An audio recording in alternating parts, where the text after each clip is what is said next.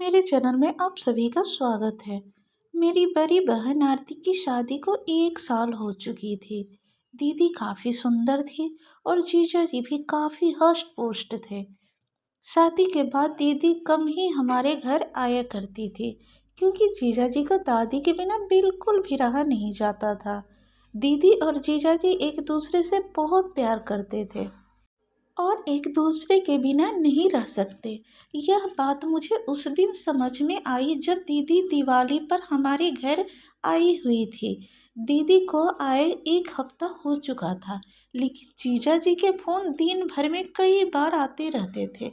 दीदी अक्सर कहती थी, इतनी जल्दी कैसे आऊँ, कुछ दिन और रुकने दो। पर आप भी फ़ोन करके ऐसी ऐसी बातें करते हो जिससे मुझे भी आपकी बहुत याद आने लगती है। उतने में मम्मी आ गई और दीदी ने फ़ोन काट दिया। मम्मी ने दीदी को किचन में बुला लिया, क्योंकि दिवाली की मिठाई, चिवड़ा, कंजरी वगैरह बनानी थी। हम सब ने मिलकर शाम तक आधी चीज़ें बना ली थी और बाकी की मिठाई अगले दिन बनाने का तय हुआ था। शाम ढल चुकी थी और मैं खिड़की से बाहर देख रही थी। तभी मैंने देखा कि जीजा जी बाहर खड़े हैं। मैंने जल्दी से दीदी को आवाज़ लगाई। दीदी बाहर आते ही बोली, आप तो सच में आ गए। मुझे लगा फ़ोन पर आपने ऐसे ही कहा था। इतने में मम्मी थी आ गई और बोली, मेहमान आप कब आए? कोई खबर नहीं, कुछ नहीं। पहले बोल देते थे पहले बोलते तो आपकी खातिरदारी के लिए पहले से तैयार कर लेते। जीजा जी बोले, नहीं सासू माँ, काम से शहर आया हुआ था तो सोचा आप लोग से मिलते हुए ही जाऊं। मम्मी ने कहा, जाने की बात अभी से मत कीजिए। अभी आए हैं तो खाना पीना खाकर आराम करके सुबह जाना। मैं आपको अभी बिल्कुल नहीं जाने दूंगी।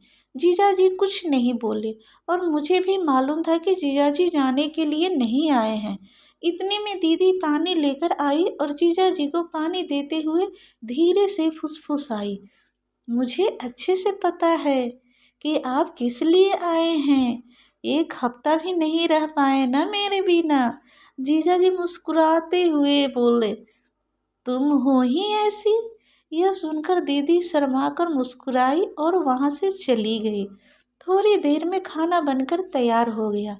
हम सब ने साथ में खाया और बातें करते करते रात बिताई।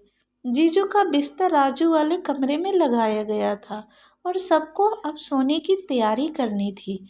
घर के सारे लोग अपने अपने कमरे में सोने चले गए थे, लेकिन मैं, दीदी और जीजा अब भी सोफे पर बैठे टीवी देख रहे थे। टीवी पर हम आपके कौन है मूवी चल रही थी, जो मुझे बहुत पसंद थी और दीदी को भी थोड़ी देर में जीजू ने उबासी लेते हुए कहा, बाप रे, मुझे तो बहुत नींद आ रही है। दीदी ने मन ही मन मुस्कुराते हुए जवाब दिया, तो फिर जाइए ना, बाजू वाले कमरे में आपका बिस्तर लगा दिया गया है, आराम कर लीजिए।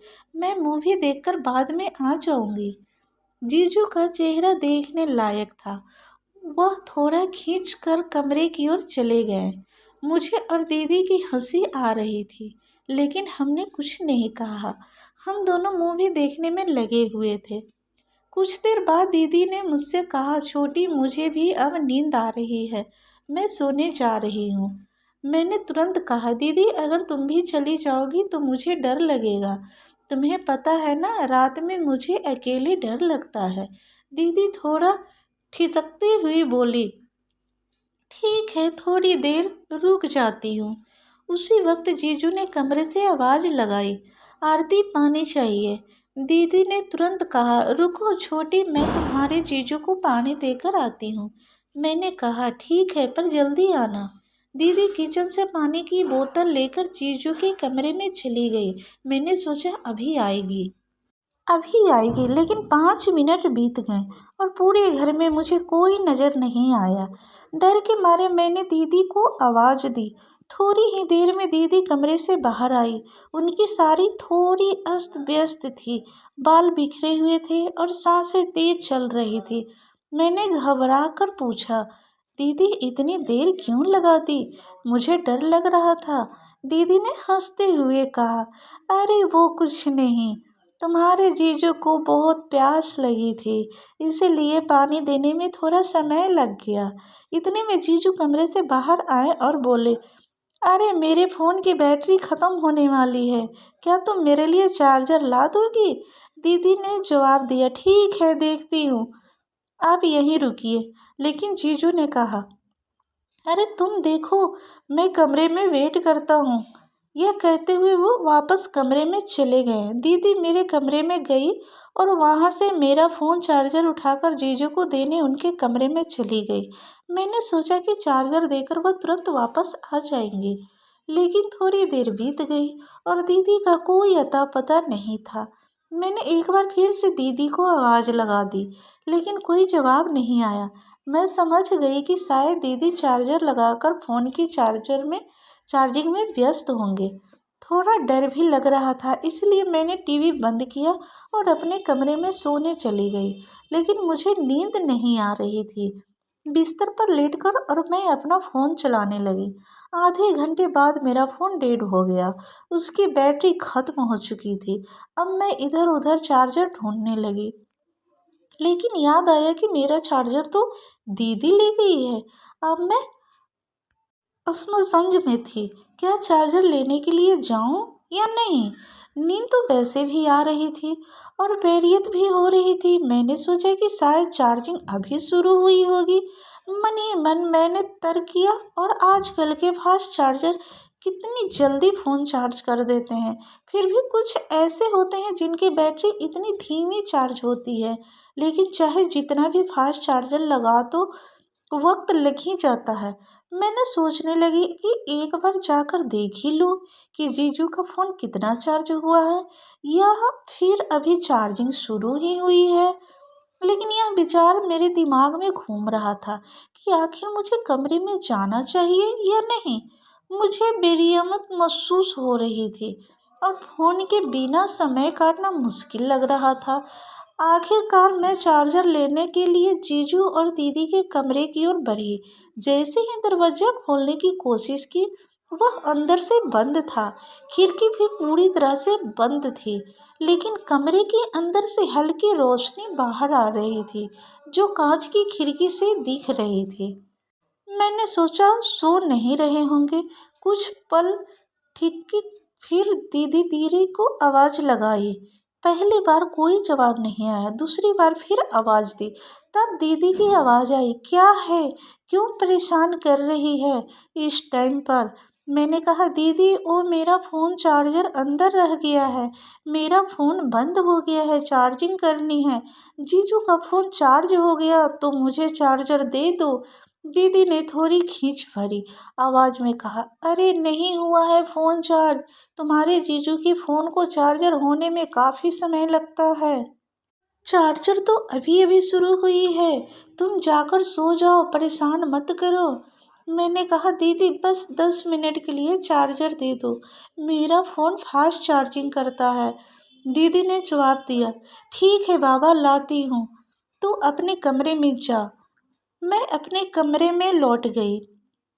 थोड़ी देर बाद दीदी चार्जर लेकर आई और बोली, यह ले तेरा चार्जर, अब परेशान मत कर।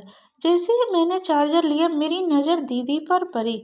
मैंने हैरानी से पूछा, दीदी आपके यह क्या पहना है? यह तो जीजू का शर्ट है, आप तो साड़ी में थी ना? दीदी ने झेपते हुए कहा, चुप बैठ, मैं जा रही हूँ। यह कहकर दीदी वापस कमरे में चली गई। मैंने चार्जर से अपना फ़ोन चार्ज करना शुरू कर दिया। सिर्फ 15 मिनट में मेरे फ़ोन की काफ़ी बैटरी चार्ज हो गई थी। मैंने सोचा चलो अब चार्जर वापस दे आती हूँ। अगर दीदी सो भी रही होगी तो मैं खुद जीजू का फ़ोन चार्जिंग पर लगा दूंगी। मैं चार्जर लेकर दीदी और जीजू के कमरे में चली गई। इस बार दरवाज़ा थोड़ा सा खुला हुआ था।